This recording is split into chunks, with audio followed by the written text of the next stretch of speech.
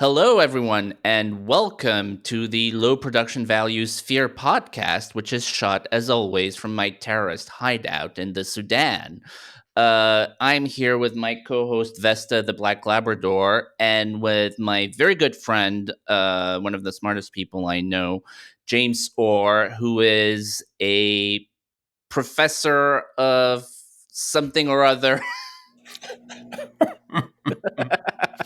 See, I told Actually, you I said low production value, so I didn't even Google you before I started this. correction. I'm an associate professor of something or other. Oh, that's an associate professor. If I known. No, all joking aside, you're a great scholar of philosophy and theology, um, in the UK, and a great I don't know how to say this, but you have affiliations that you can talk about outside of academia. Yes. Yes, I think that's fair. So, well, describe them.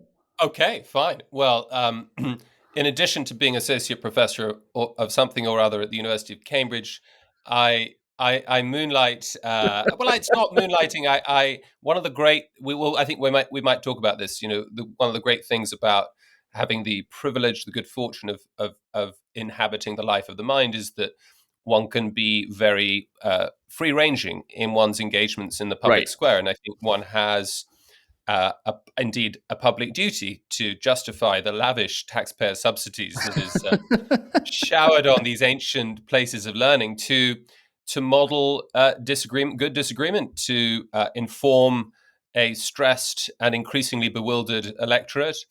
And so, in that capacity, with that in view, I engage in various things. So, I'm chair of the Edmund Burke Foundation UK, which is the vehicle for national conservatism in the Right. United Kingdom. That is something which I am very passionate about, and that's enabled me to be engaged in NatCon US and the European strand of NatCon too. What else do I do? I have been for the last 12 years in charge of something called the Trinity Forum, to be distinguished from the American Trinity Forum, which has taken a slightly different direction from the one I've chosen to take it in. That's a sort of network of engaged students, postdocs, early career professionals who meet. We meet, we talk, we do events, we do breakfasts, we do debates, we do symposia, primarily in the Golden Triangle of Oxford, Cambridge, London, which covers 4 of the top 10 universities in the world and 5 or 6 of the top 40. That's 5 or 6 more than I think France has in the top 10 or top 40. Incidentally, so it's great. So I have a sort of campus life, but According to extremely skewed rankings. both of them, yeah. I mean, so I try to connect the quad life, campus life, to the public square as much as Yes, I can, and I try which is to important. encourage the very, very bright and alert and interested and engaged and increasingly politically and philosophically homeless young people who pass through my Right. lecture halls and pass through Oxford and Cambridge and often move on to London. I try to encourage them to think about a life in service of the common good, and whatever that might look like. That might have a sort of political dimension. It might very often be in looking at exploring the new emerging ecosystem of media outlets, or more mainstream media outlets. And some of them might just want to go and make some money in the city and become lawyers and so on, but would still want to have a foot in the camp of those who Right. are passionate about their nation, passionate about values, about conserving all that which has made our nation what it is. And I should say not just our nation, but our respective nations, because of course the graduate cohorts of Oxford and Cambridge are stunningly international and Yes.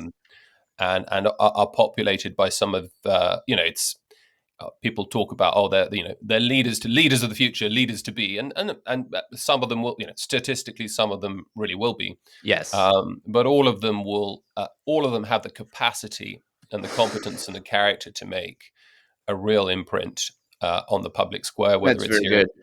whether it's here in Britain or back in the States or all across the English-speaking world. And we even get the odd Frenchman passing through. Nobody ever know, no, nobody ever knows what happens to him.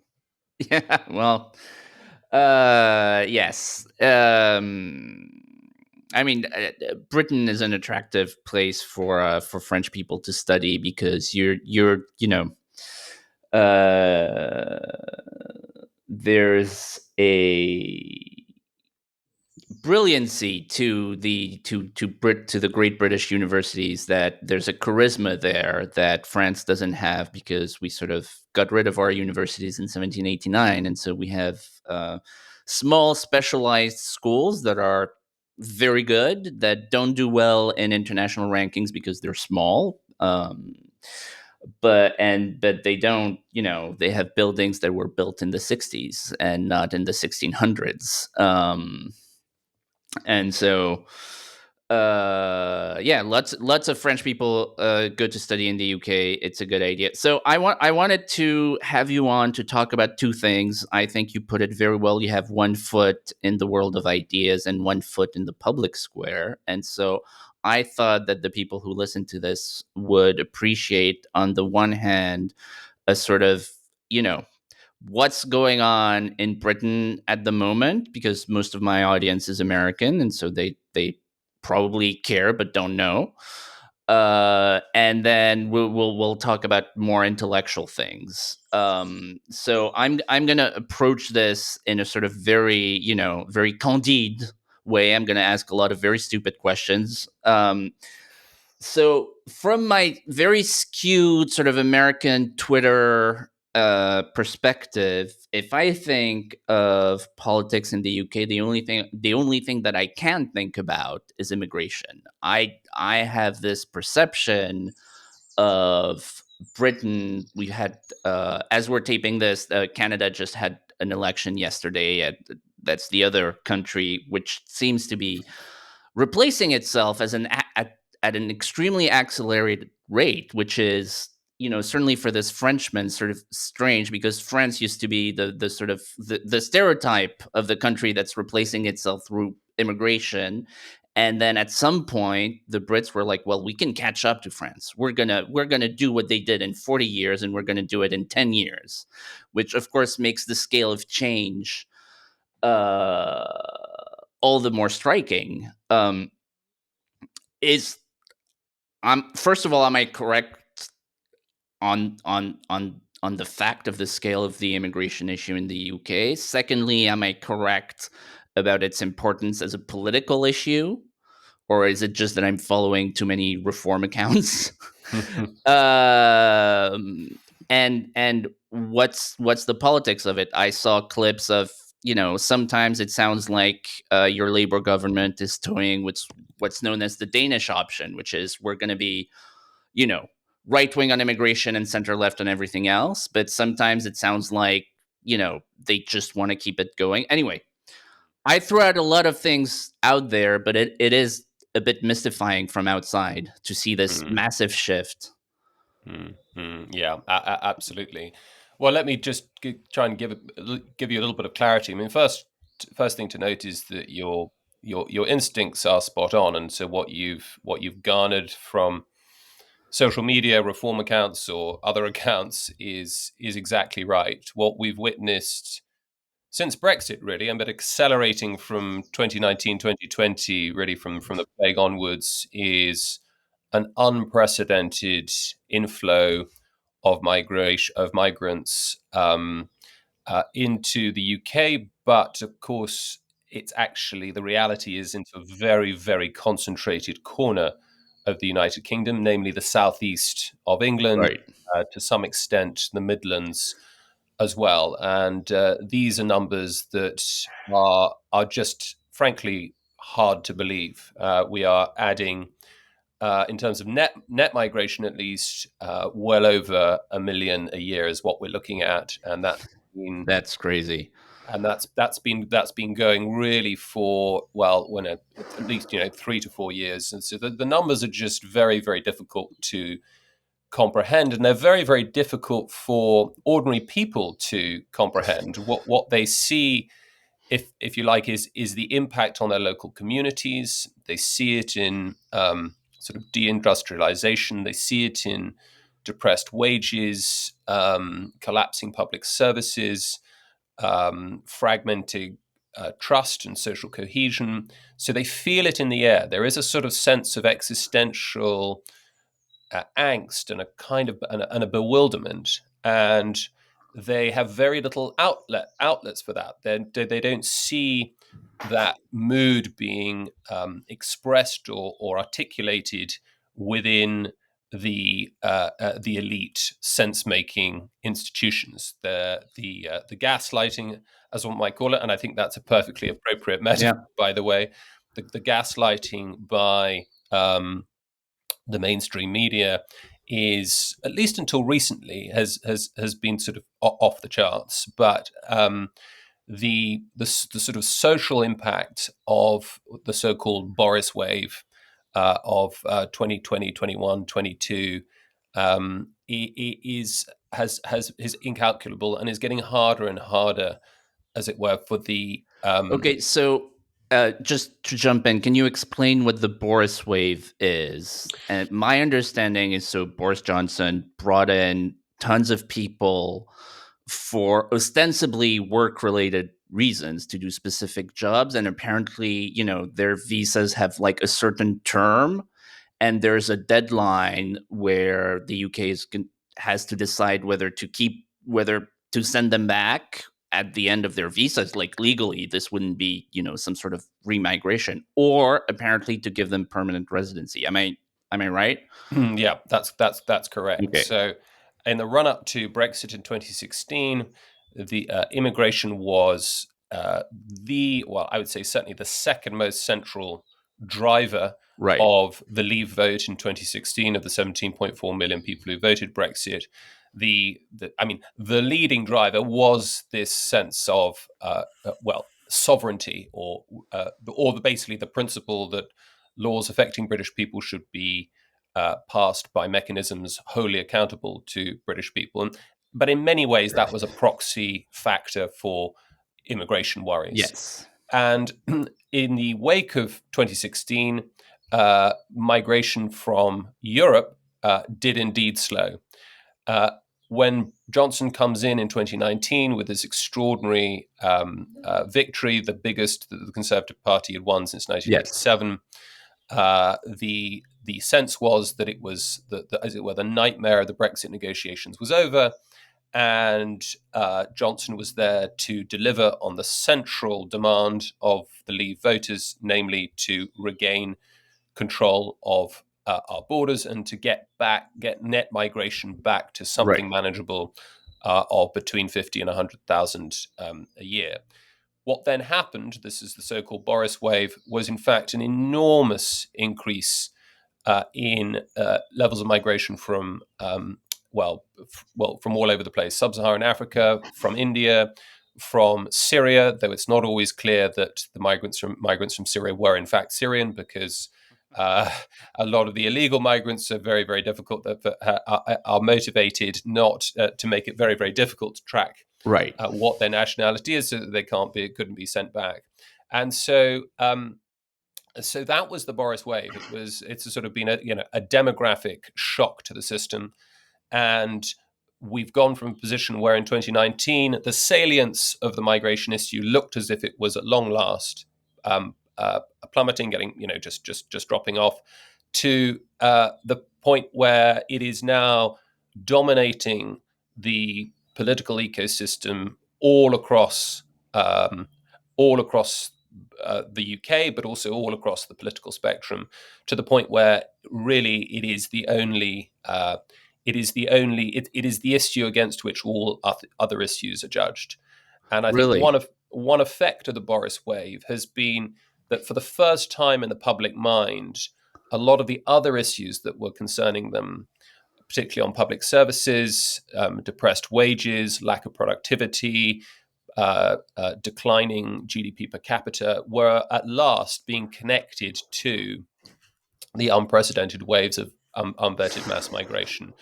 And so that's why it's now rocketed back to the top, not just the obvious failure of our political classes to do what the British people have been asking for at every election effectively for the last 20 years, certainly since 2010. Um, but now they're, as it were, beginning to understand that many of the other aspects of state dysfunction can be connected to the migration issue. Um, so yes, there are all these mechanisms. There's the one that you referred to as the indefinite leave to remain regime, which it's complicated, but effectively, yes, you're right. Once migrants have stayed stayed for a certain period of time, they can secure indefinite leave to remain. Once they've got indefinite leave to remain, in effect, it's almost legally impossible to remove them. And so we're dealing with a cluster of headaches. One of the issues, of course, and this is not just a problem in the UK, is that the debate is always indexed to net migration figures. Right. And one of the things I've been trying to track a little bit better over the last year is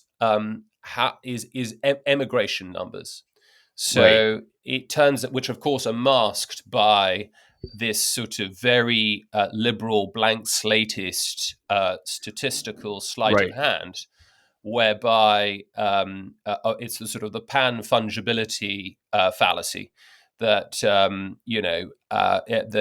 if as Reform used to say, for example, and Nigel Farage has said in the past, that the policy aspiration is net zero migration, Right. then effectively, to the blank slatist, a million people arriving a year from wherever it might be, very, very different cultures, and then a million Brits who've been here for a very long time leaving.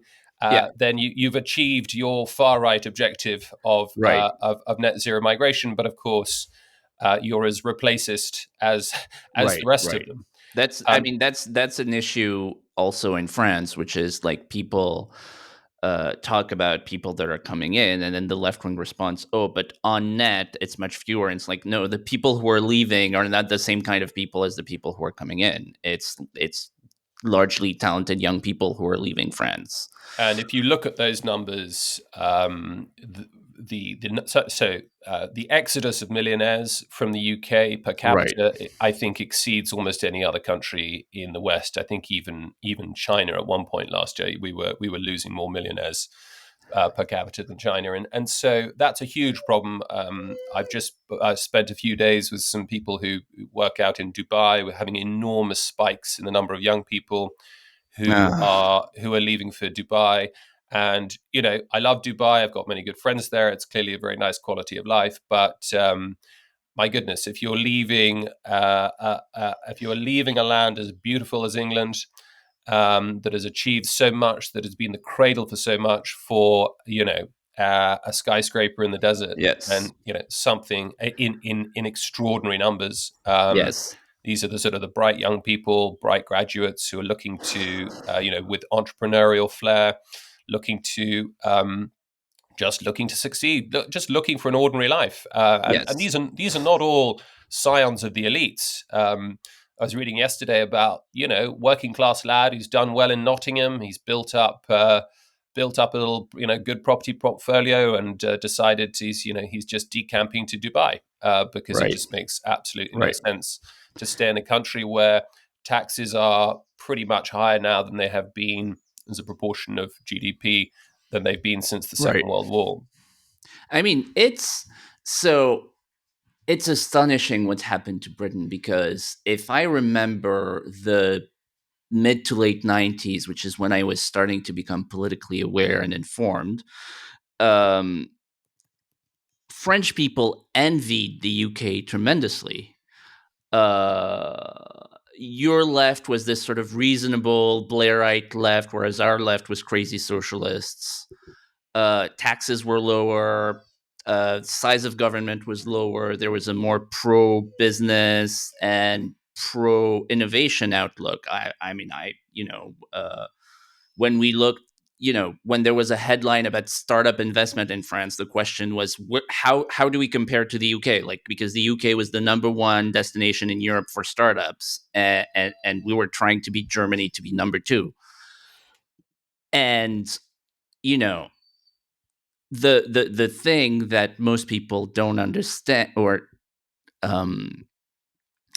there, Britain has this reputation as the sort of the cradle of liberalism, a very liberal in the classical sense nation of liberty and so on and so forth. But it's an extremely France is more libertarian than Britain now, and when you have to deal with bureaucracy and things like that. I have a friend who's an architect in England, and he's been trying to build a house for 10 years. Uh, and that I I don't know. I'm just I'm not trying to just be mean to Britain, which is, of course, a very beautiful country, and nobody gets to destroy it except us. So don't just it's cheating if you destroy your own country, then we don't get to destroy it. So don't do that. Uh, Look, I would say we haven't really drawn the distinction here between legal and illegal right. migration. I mean, to be clear, just in terms of numbers, obviously it's legal migration which is the huge problem. However, I should say, and here your fair country has had a role to play. Um, clearly the civil war roiling the plains of northern France is driving is driving hundreds of thousands of poor benighted refugees, clearly hoping for a nice life in the suburbs of Lille, to the beaches of Calais, and thence often escorted by the French Navy to Really? be picked to the middle of the Channel, to be picked up by the Royal Navy's the lifeboats, and moved over. And so, yes, in terms of raw numbers, this is not, still, that's we're hitting unprecedented spikes, but you're talking, up to 80, 100,000 a year. But if you're if you're, for example, an Albanian who is paying 3,000 euros for a dinghy ride across the Channel when you could be paying 49 euros to get on a Ryanair plane from Right. Tirana, I think it is a plausible suspicion, plausible concern to worry about your motives for coming into the country. So it's not quite the Norman invasion. Actually, the Normans. The Normans did a terrible job up north, the harrying of the north and all of that. But in fact, we assimilated William the Conqueror and his feudal thugs rather well. I'm less confident that we will assimilate those waves of migrants Yeah. from the beaches of Calais. And so, there is it is a real headache. There have been ongoing discussions with the French government and so on.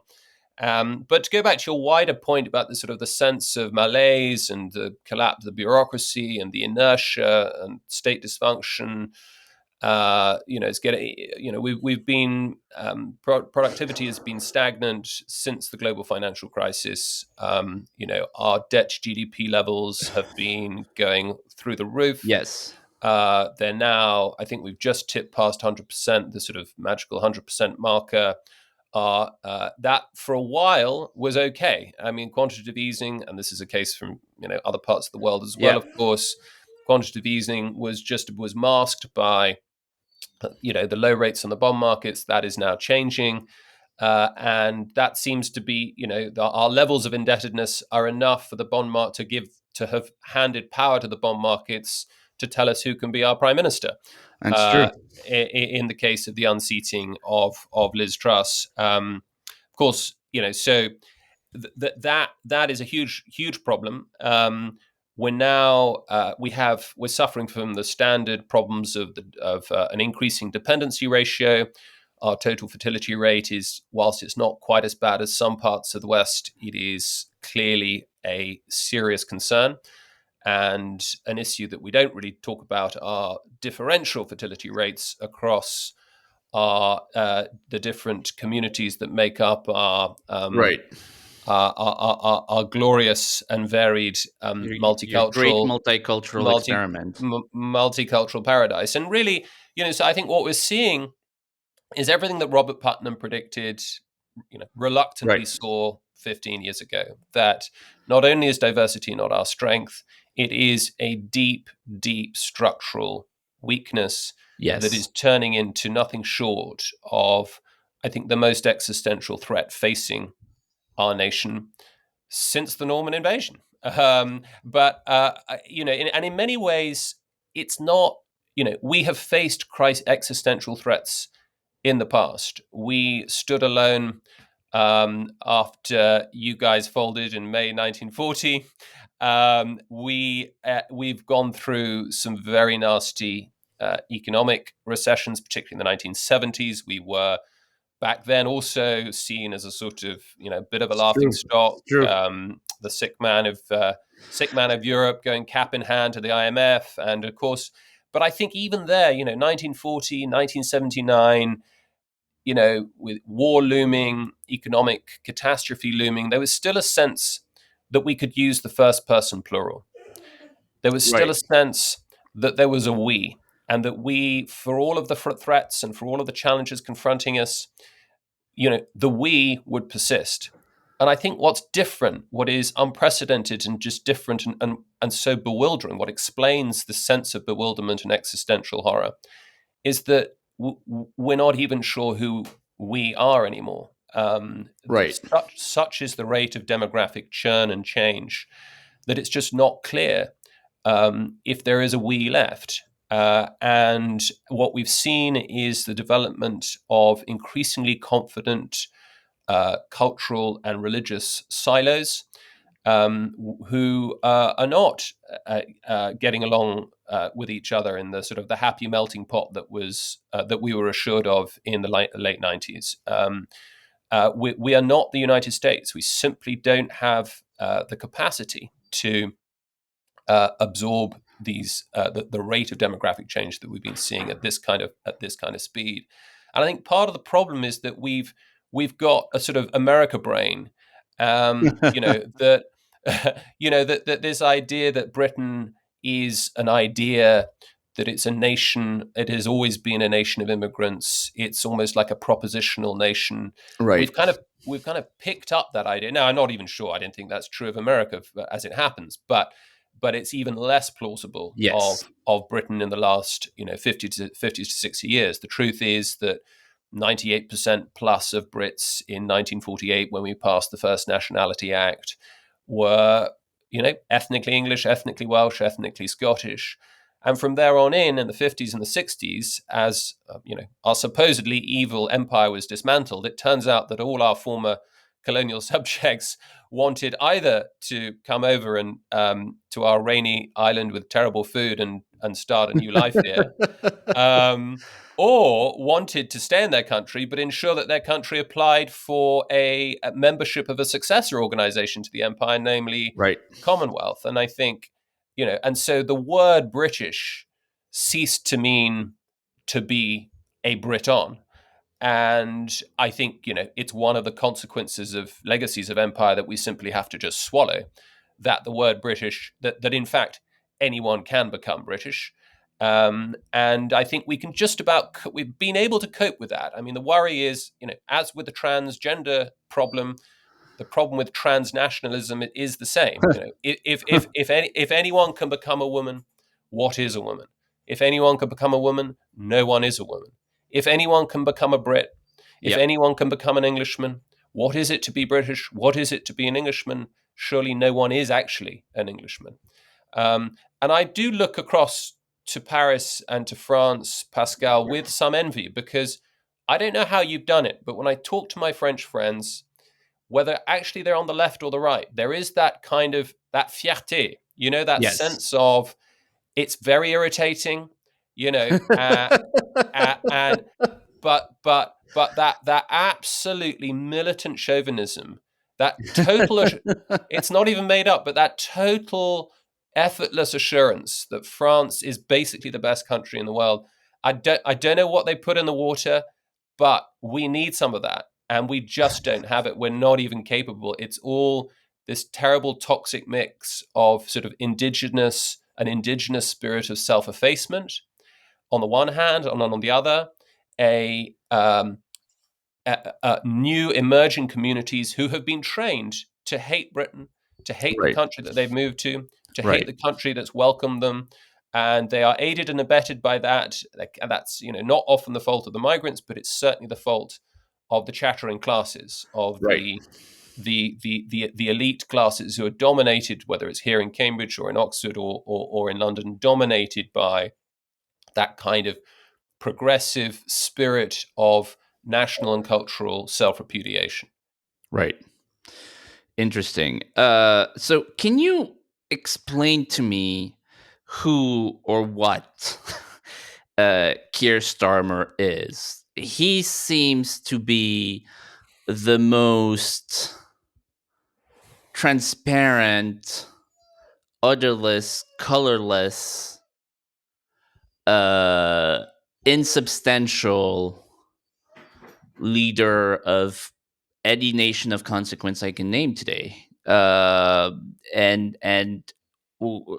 I I'm I'm not even attacking him personally, although I think it's fascinating. But the history of the Labour Party in the UK, you had as I was talking about, you had New Labour, which was very successful politically.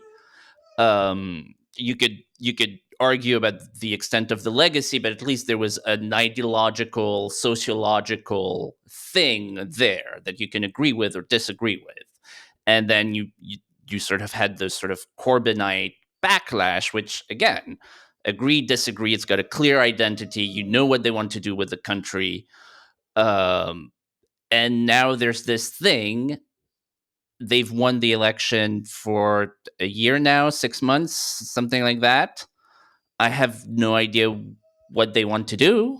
I mean, people, if you ask people, oh, what kind of politics does Macron stand for, or what kind of politics? Hello there.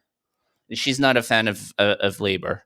What kind of politics does Justin Trudeau stand for? Like, people know. I have no idea. Is am I poorly informed, or No, you're not. You're not poorly informed in the slightest, and you'll get nothing but furious agreement from me on that. Keir Starmer is somebody with no inner life. It seems he has no favorite novel. He has no favorite film. He is bewildered when interviewers ask him the most simple and straightforward questions, and he's got no sense either of the political consequences of admitting that he's got no interest in right? no No interest in hobby. anything, no hobbies, nothing like that. I mean, even Gordon Brown would make something up like Right. his favorite band was really the Arctic Monkeys or whatever it might be, and even the worst politicians can sort of come up with Yes. some kind of answer there. But there's a sort of there's a sense of that he's really this kind of bland, blank canvas that maybe, in an age of, extremely chaotic, divisive politics, maybe that somehow is strangely a superpower. That maybe there's nothing there, and that's why the electorate can just project what they want onto him. He can Yeah, I be, mean, he seems like a fictional character from some, yeah. dystopian novel about the end of history. And I think part of it, part of this is perhaps the sort of the poison fruit of a lingering poison fruit from the Corbyn era, because in effect Starmer is having to navigate with the Parliamentary Labour Party and the Labour movement a Right. very, very strange and rapidly changing political beast, that of course has its roots in the great labor movement of the end of the 19th century, beginning of the 20th century. It surges into power, breaking up the duopoly of the liberals and the conservatives in the mid 1920s, exactly 100 years ago, and then of course undergoes this metropolitanization in the late 90s under Blair and through into the noughties, and becomes this sort of much more technocratic elite movement. And the centre of gravity for Labour shifts from Hull in the north to Hampstead in North London. And then alongside that, you've got the fact that the Labour Party and the Labour movement is effectively assimilating the political energies of the new waves of migration that Blair began to unleash in the early noughties. And one especially neuralgic dimension to this, of course, is that Labour now depends upon, for any success at a general election, on the Muslim vote. So Right. British Muslims are voting, Right. I think last time I checked, 80 to 85% for Labour. Right. And what we saw at the general election last year, in July last year, astonishingly, for the first time ever, were MPs who effectively were being backed and won, in the case of 5 of them, on a sectarian vote, Right. campaigning on Right. Gaza and on Gaza alone. Right. And that, I think, has clearly spooked the Labour Party.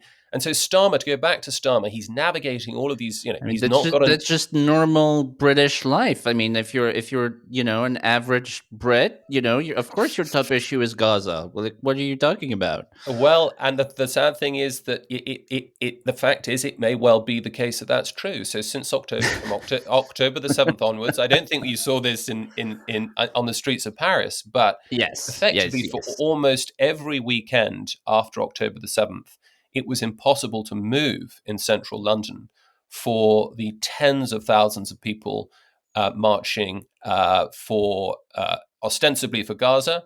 And it was obvious that at least some of them were perfectly happy to see themselves as marching for Hamas. Right. I mean, the blood of the victims was barely dry. Yep. On October the 8th, 2023, you saw not protests, but celebrations outside the Yes. Israeli embassy in Kensington. You had fireworks being shot at the embassy, fired at the embassy, clearly in imitation of the rockets. You had people praying on their knees on the streets. I mean, this is just horrifying. And as the India-Pakistan unrest began Right. Yes. last week, there are, I'm sure, all kinds of conversations happening within the security services as to how we keep a lid on any Right. civil unrest, particularly in those northern towns, Bradford and Leicester, where there are significant Hindu and Muslim Right. communities. And so we're becoming, if you like, all of these faraway conflicts are being replicated on our streets. And this, I think, is this a sign that multiculturalism has failed? Well, yes, in a way, but perhaps it's also a sign that multiculturalism has succeeded. This just is what a multicultural society looks like, especially one where there is simply no unifying, organizing horizon at all. There's no sense of a shared orientation, even Right. even at a very thin level, towards an idealized picture of Britain that can transcend our ethnic and religious differences. That might have been possible to pull off. I mean, I'm skeptical, but I think it might have been possible, like a very robust, sort of pro-nation, slightly jingoistic, slightly twee celebration of what it is to be British, perhaps, harking back with some, nostalgia, perhaps not, reflective and not Yeah. uncritical nostalgia for the days of empire. That might have been enough to hold us together and to keep the hierarchy of the hearts, to keep the ordo amoris intact. But what we've seen actually in our intellectual classes is an active hostility and an active strategy of, as I said, self-repudiation when it comes to everything to do with anything positive to do with our past, Yes. whether it's empire, whether it's slavery, whether it's Churchill, whatever it might be. And so, taking all that together, you're looking at effectively at a position where somebody, even our very greatest leaders, the very greatest prime ministers we've had, and we have had some great ones in the last 200 years, would find it difficult. But Yes. for somebody of Starmer's blandness, and I think complete uninterest in politics. It's not just that he's not. It's not just that he's not good at politics. He I mean, just that's doesn't something seem to care. fascinating about the contemporary politician. It's these people who A, are not interested in politics, and B, don't want to do anything. This is my next question. What I mean, it's the same question in a way, but like, what does Labor want to do? Like, what if there was, if this was a three-way conversation and there was a Labor Party spokesman, and maybe we'd administered a bit of truth serum, like, what, you're in the early phase, you've won a parliamentary election, you have an actual majority, right? They have the majority, they don't depend on a coalition or whatever. You can pass significant like, what's it's so bizarre that, I think the way to think about it is just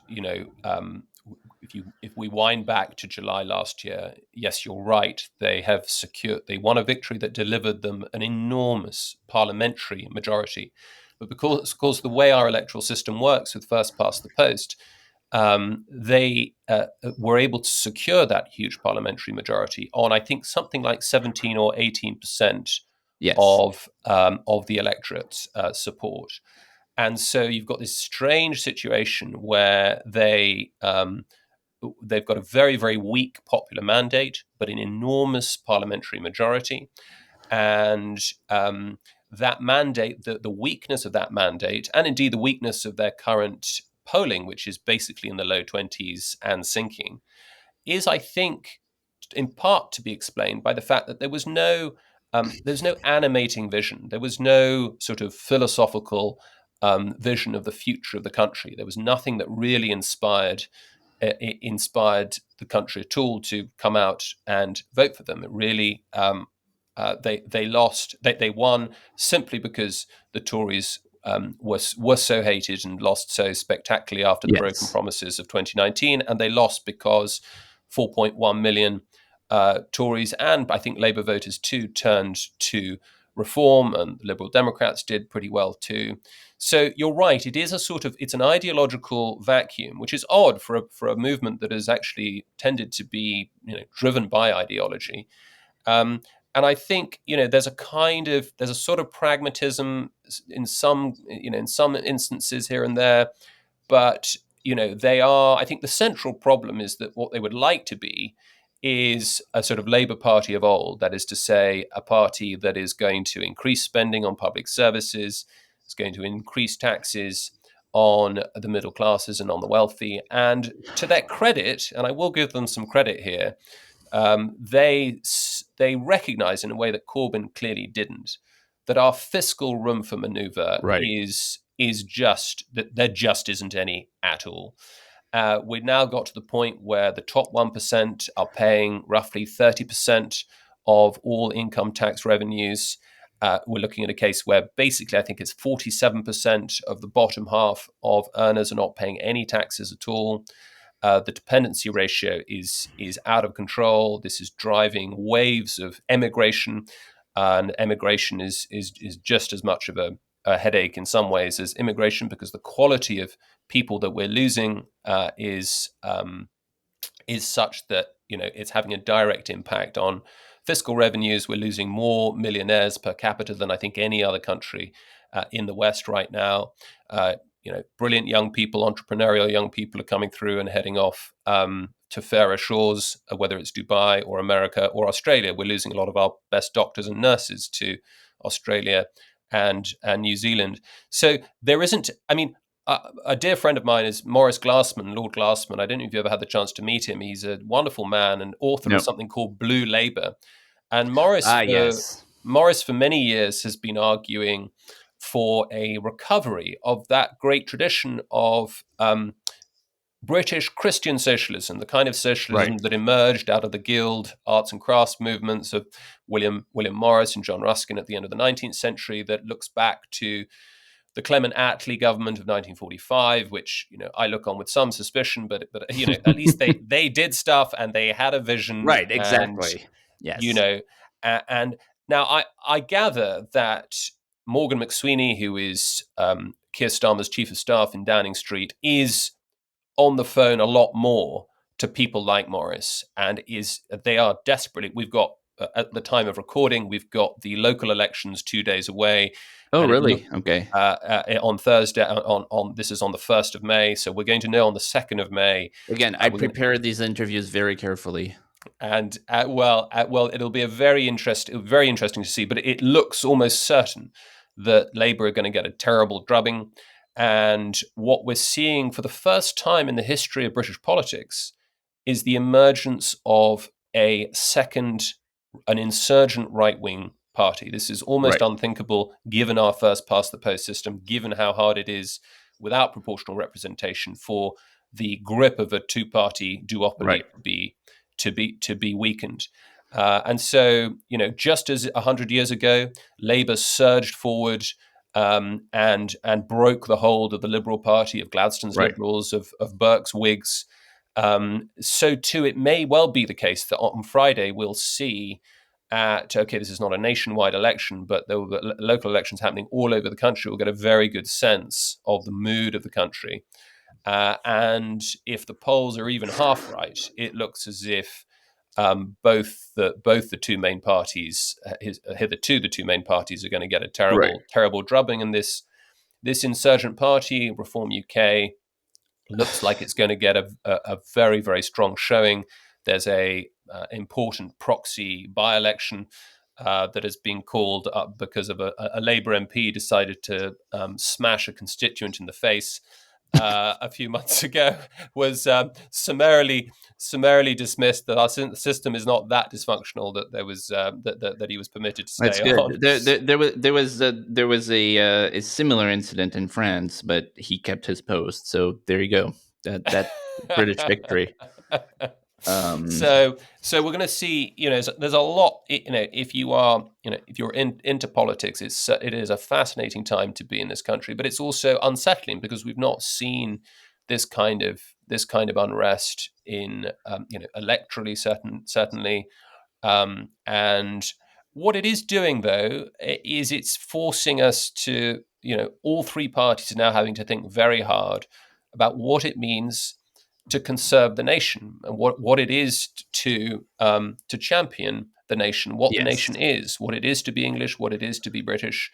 And of course, there's a lot of fiery debate about this. As you get these flashpoints on social media, which are not maybe broadly representative of the people at large, but 10, 15 years ago, no one would have batted an eyelid if you had said that Rishi Sunak, is Right. our former prime minister, is an Englishman, is English, Right. or Frank Bruno, a brilliant black Caribbean boxer and celebrity. No one would have hesitated to call him English.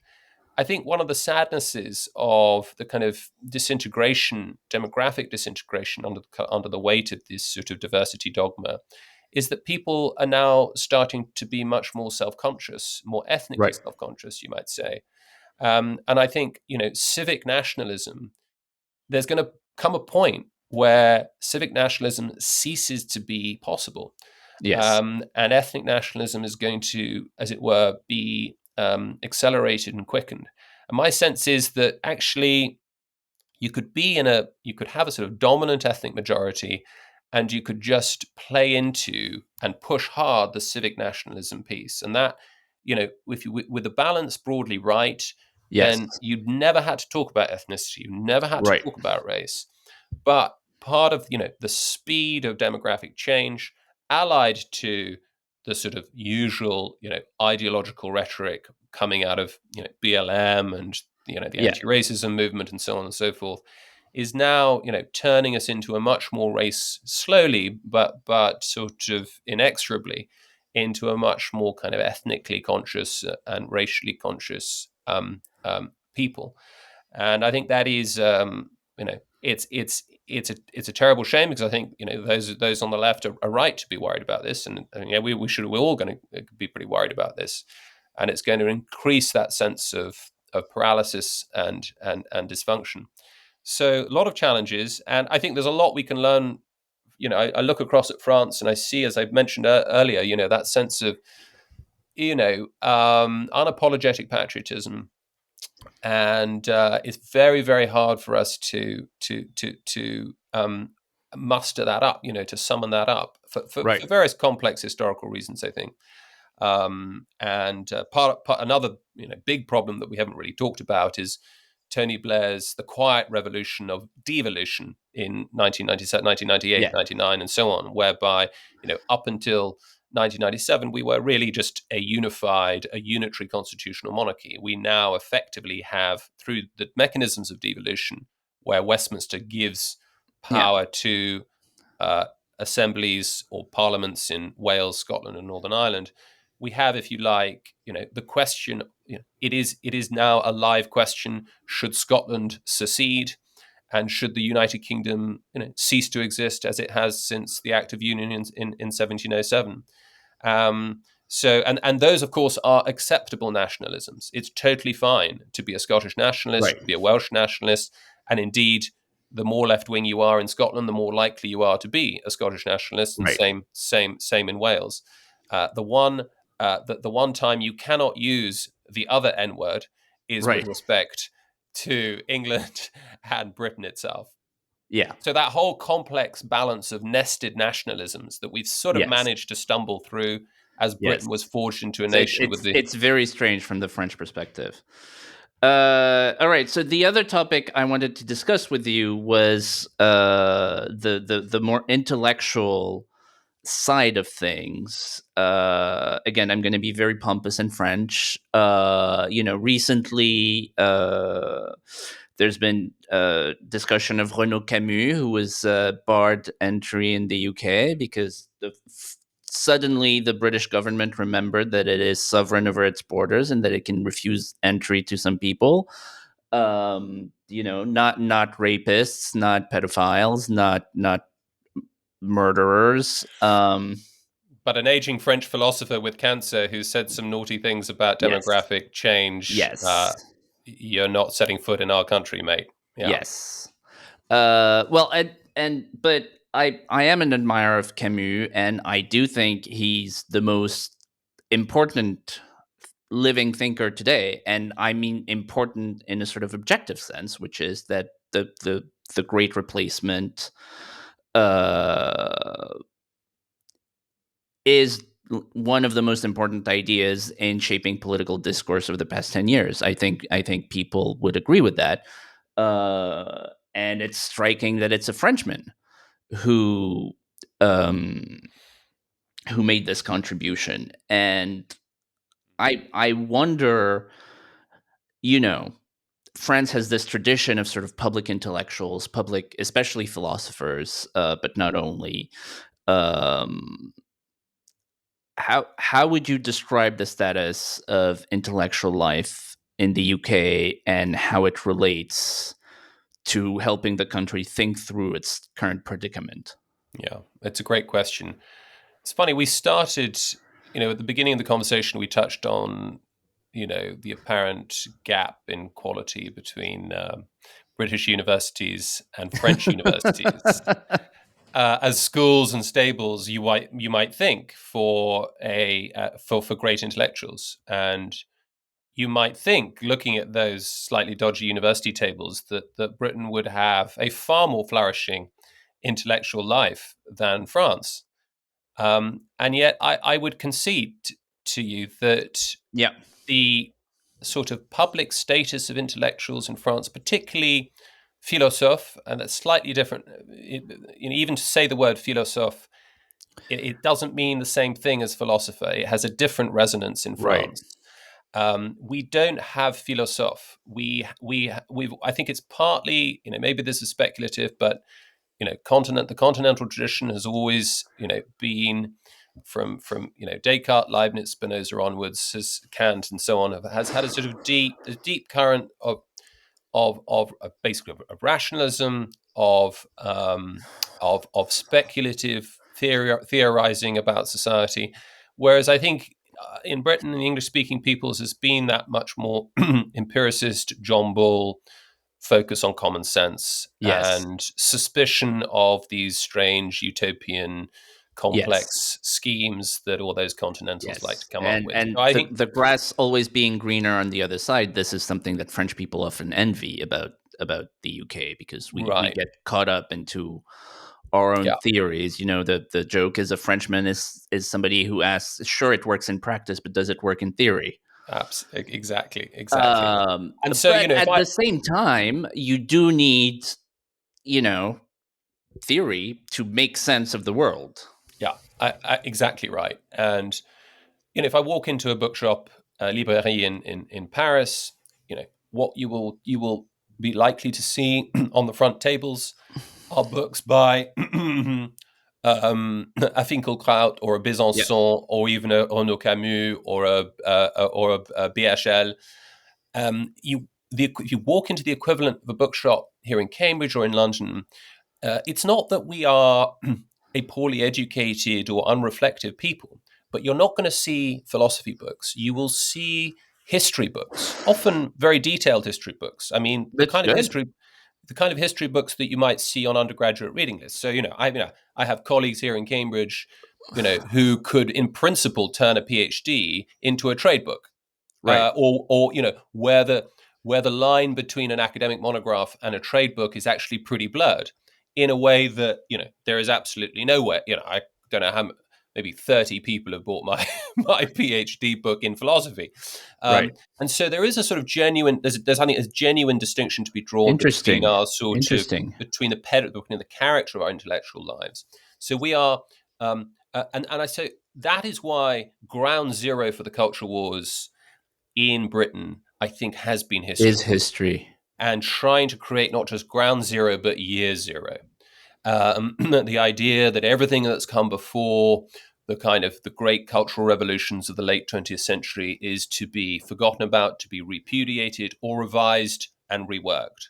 And I think that's a sort of backhanded compliment, if you like, Yes. to the importance that history and that kind of empiricist approach to understanding the world, Yes. in the past, how did it happen, why did it happen, and so on, relatively shorn of speculative theorizing.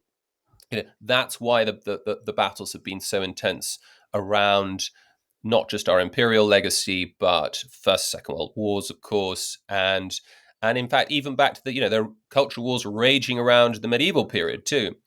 Yes. And so there's those differences, and I think partly it may be the case that it's not actually a paradox that we have these incredible institutions of higher learning, and then a relatively comparatively weak output of exceptional intellectuals. Now, that's not true across the board. I mean, Trinity College here in Cambridge, I just like to remind you, has won more Nobel Prizes than France. And we still produce, and the empiricists, the scientists, and the mathematicians, we still do very well on that front. But when it comes to sort of the public intellectuals, the status is very, very different. And I think part of the problem maybe lies in the nature of our institutions. So there is no question that we have seen in our top universities the emergence of a kind of groupthink, a preference for Yes. conformity that is analogous to, I don't think is as intense as what we're seeing in the Ivy League, but it's certainly comparable to it. Interesting. Just as we saw when we passed the Test Act in the 1670s, effectively banning anyone who was basically banning Catholics, and making Right. sure that only Anglicans could be at Oxford and Cambridge, our only two universities, and certainly only Anglicans in orders could teach at Oxford and Cambridge. And so, from what you saw from the end of the 17th century up until the 1828 Catholic Emancipation Act, and then another act in 1873, what you saw was our most prestigious places of higher learning were effectively engine rooms for groupthink and conformity.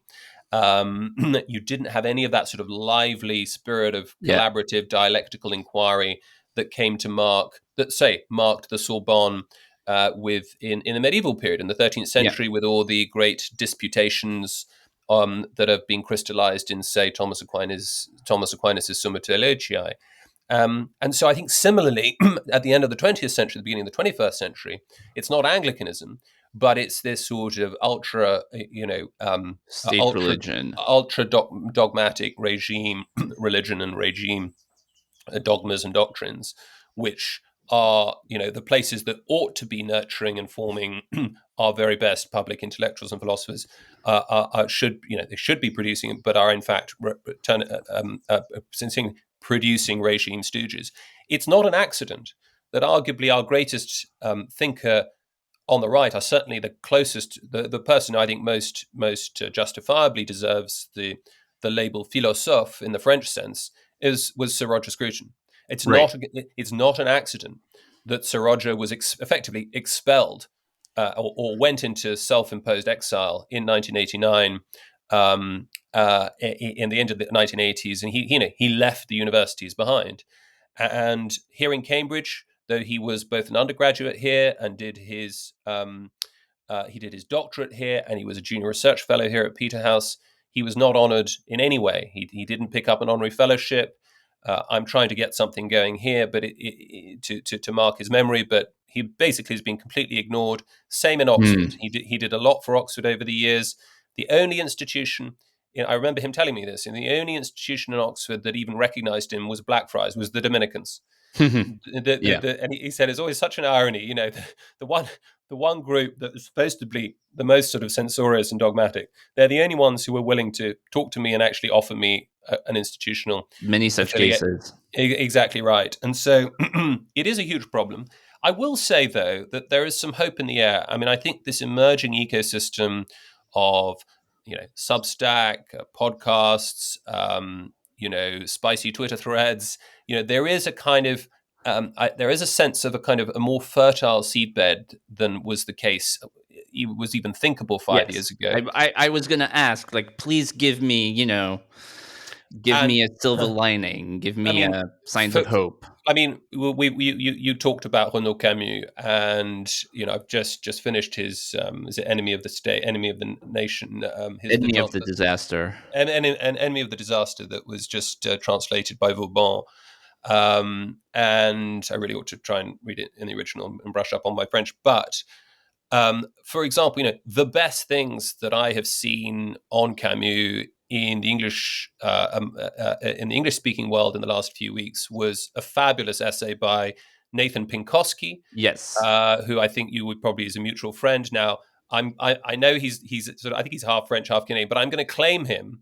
Uh, I'm going to claim him. I hope he doesn't mind if he's listening to this, but I'm going to claim him as an alumnus of the University of Oxford, where he did his studies. In fact, I think he Ah. did he certainly, I think he did his DPhil No, in Oxford. he's very good, and I know the article you're referring to, which is very good. And I In saw that I saw that Camus himself retweeted that article and said, "This is one of the best, if not the best, quote, right, summaries of my thought that's ever been written." Another right. thing I just want to single out is my dear friend Mary Harrington, who was Yes, we were at Oxford together 25 years ago. She wrote a fabulous 3-part series on Renaud Camus. I think yes. it's probably about a year ago, at a time when, in a way that she can only she can do, she'll walk this very delicate tightrope, because he's still, very much beyond the Overton window. Although I think one of the benefits of the scandal of last week or 2 weeks ago is that people are now talking about him and writing about him, Good. thinking, well, Yes, yes. actually, actually, what is supposed to be so bad and toxic about him? So those are just 2 examples. I think there are many others of, relatively young, up and coming, emerging writers who have managed to short circuit the increasingly captured and useless mainstream sense making institutions. Neither Nathan nor Mary nor any of the others have been invited onto the BBC. They're not really writing for the Times. They're not writing for any Right. of the big newspapers, but they are slowly shifting the dial of elite, or should I say counter elite opinion. And that's extremely encouraging. I mean, just one more example. If you look at the way in which the turf war debates have played out across the West, again, I'd like to claim some credit for my country on that front. I mean, it is the Kathleen Stocks, the J.K. Rowlings, Right. the Turf. the Yes. Louis, and they TERF. TER, the Yes, yes, Trans-Exclusionary yes. Revolutionary Feminists, It was very impressive. and a lot of not just the political and activist energy, the campaigning energy coming from so-called Turf Island, Britain, um, but actually a lot of the intellectual energy too. Yes, A lot of the really interesting work. There's a lot of work yes, that came out of the States too, but I think we are punching above our weight. We have been punching above our weight on that issue. Of course, it shouldn't at one level shouldn't be a philosophically complicated issue. This is right. something that a basic truth that every 3-year-old should know, but apparently it takes a Supreme Court judgment to clarify things for us. Yes. But Yes, nevertheless, I think that was a great cultural victory, and the UK is definitely leading the world. so. Things are not. The counter argument to that is that it was precisely the TERFs, J.K. Rowling, in other words, people who are identifying with the feminist left and criticizing transgender from a feminist left perspective, which is the Yeah. victory's there. Let's take it. But in terms of a great conservative intellectual life in the UK, that's not. Well, J.K. I'm, Rowling is very clear that she's not in that camp.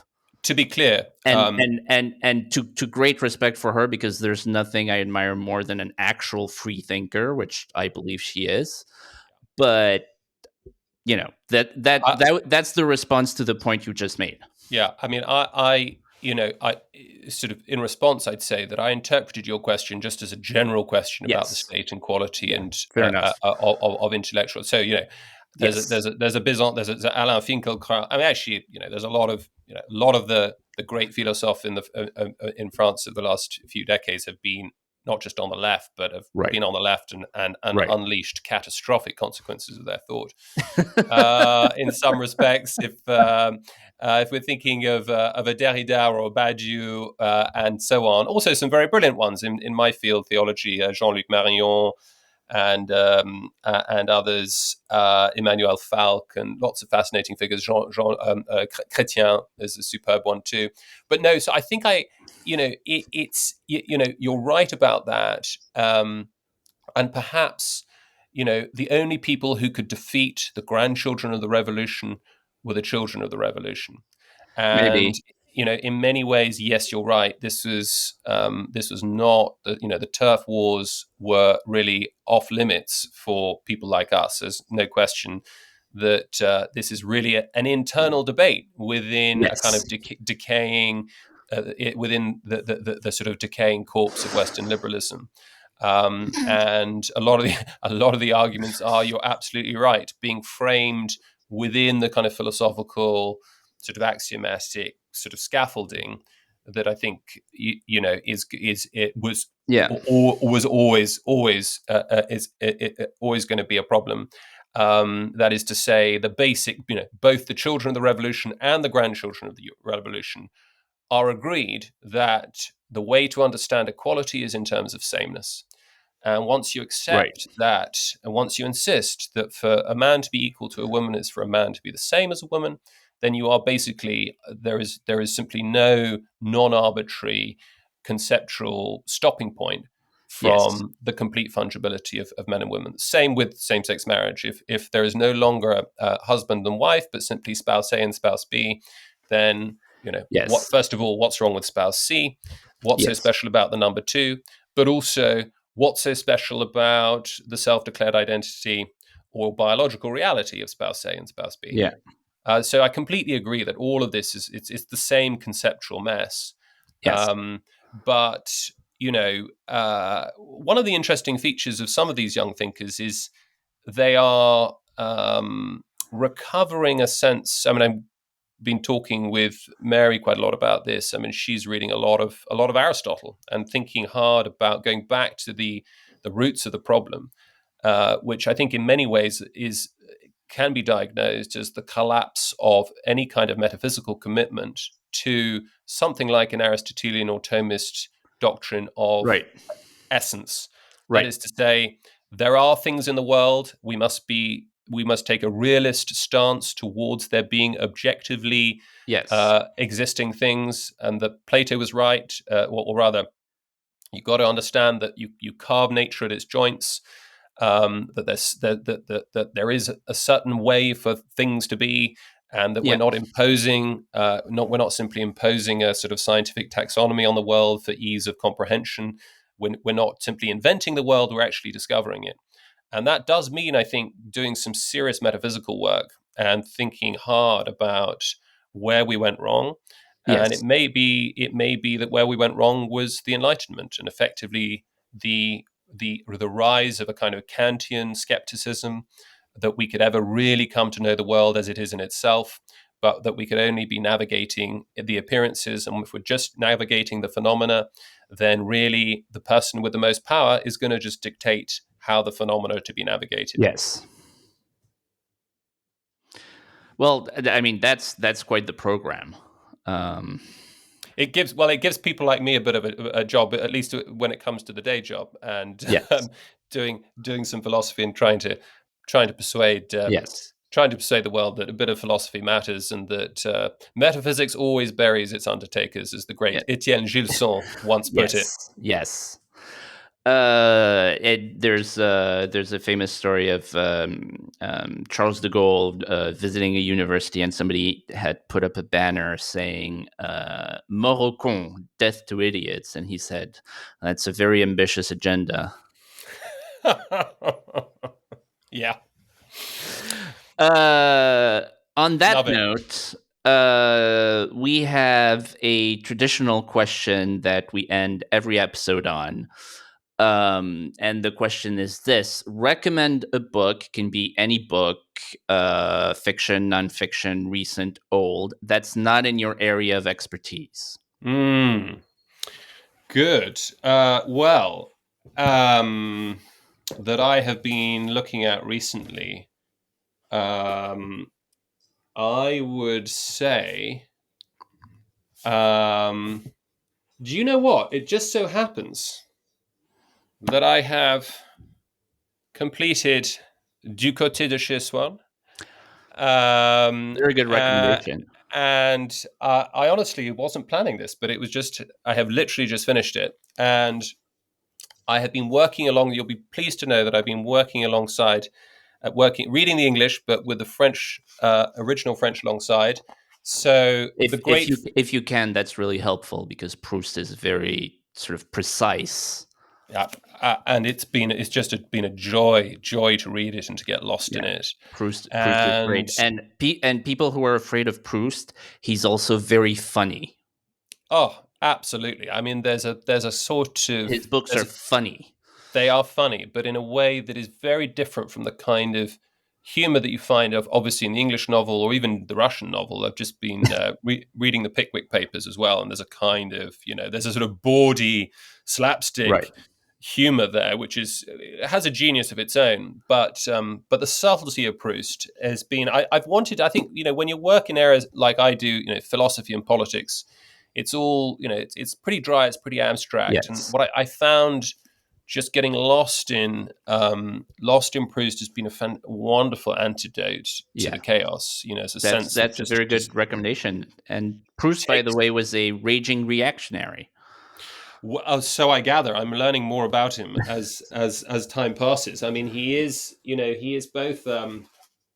He's an arch modernist in lots of ways, and I see him in the same way that I think of an Eliot or a Joyce. I can't remember the dates, but I think the first English translation, Terence Kilmartin of Proust, "Remembrance of Things Past," that wonderful Yeah. title that he lifts from Shakespeare's sonnet, is also, I think it's 1921, 22. So there's something magical about Hmm. that 12 to 18 month span where you have the birth of a kind of, yes, it's a reactionary modernism. It is, it Right. is an extraordinary artistic expression that is both ever new and yet ever old. And that is to say, unlike today, these were intellectuals and artists who were trying something radical and reactionary and new, but in a way that harnessed and drew on the hinterlands of their past intellectual traditions. And you when you read Proust, he's a great lover of Ruskin, and you can read Proust, and in and of itself, I've got another book here, I think simply called Paintings in Proust, which is a Hmm. wonderful book that just goes through all of the artworks that pop up at various Yeah. points in À la recherche du temps perdu. And so there's that react, and you see that with Eliot too. In The Wasteland, it is both this very reactionary kind of Hmm. burn everything to the ground post-war creation, and yet you can't read The Wasteland if you're not aware of the allusions to the Gita or to Dante or to Right. Shakespeare or to the whole canon of Western literature. And there's that same sense in Proust. And I think that is something that conservatives need to learn. That is to say, how can we recognize that sometimes conserving decaying and defective and decadent institutions is no longer should Right. no longer be our raison d'être, that Right. what we're conserving are timeless values, timeless truths that which that may so the engagement may take a different form. It may be Yeah. that we need to man the metaphorical barricades better, and in Yeah. particular we need to think about what the future looks like, how to be more future oriented. This is very important when it comes to politics and having Yes. something Yes. having something to sell to an electorate. The dewy-eyed nostalgia, Right. looking back to a time that never was, is not going to work anymore. And I think Eliot and Proust and others offer, and particularly Eliot in his essay "Tradition and the Individual Talent," is very good at showing the power of tradition. That I don't think Mahler ever said it, but it's a good line that tradition is not the worship of Right. worship of ashes, but the what is it? But the Tending a celebration of fire. the cultivating a fire, and there's a lot to that. And so, trying to work out how one can harness the energies of the Right. past and the energies of tradition in an And if act all of you have is renewal and ashes, you have to restoration. start a new fire. Quite right. Yeah, quite right. So it's very different. Now, you guys are very good at that. Because if you read Demestre or you read a Chateaubriand, there is a sense, there's a model there. There's a template Yes. for how you can be a Yeah. reactionary conservative, because you are, Yes. as it were, they are writing in the wake of this Chateaubriand is revolutionary. another good example of somebody who was politically a conservative, but artistically a great Uh, innovator.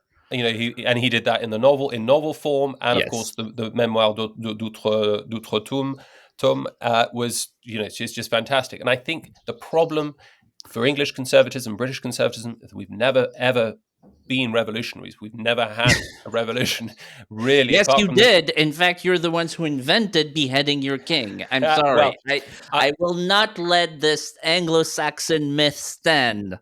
It we got it. started with you. We got it out of our system very, very, very quickly, and but not too quickly for the idea not to sow itself in Yes, the yes. minds What in the minds of our oldest enemy. what you did do better than us is not that you didn't do it, it's that after you did it, you thought to yourselves, "Oh, that was very bad idea. Let's never do that again." Whereas the French people feel a need to do it every 20 years again, The even the though it the was an even worse disaster the first time. But the anyway, crown it was cr- you who started it. the crown is eternal. It simply sat vacant for a few short years whilst we dealt with those irritating proto-communist Puritans, and we had the Great Restoration, and then the Bill of Rights in 1689, and from there on in, we rose to a position of dominance in the world that no people had ever attained before. And so, yeah, there's a lesson in that. Meanwhile, you guys are on what is it, your Fifth Republic? Not Yes. sure, and you're locking up your political leaders. At least things haven't quite got that bad yet, though. I Yes. think I hope Nigel Farage has got very good lawyers on hand, because Yeah. Yeah. Yeah. I think the lawfare strategy seems to be contagious. If it can Yes. work with Yes. Georgescu and Le Pen and Yes. Orban and Salvini and Trump, then I don't see why they're not going to be running the same playbook here as Yes. well. Yes. Yes. It's a disaster. Anyway, that's a whole other conversation. I think we can end here. This was a very fun conversation. I hope people learned something about what's going on in Britain, which is and has been and hopefully always will be one of the great nations of the West and one of the great civilizations of the West. And like all the civilizations of the West at present is troubled, but there are signs of hope. James Orr, thank you very much. This was a lot of fun. Have a good day. Bye.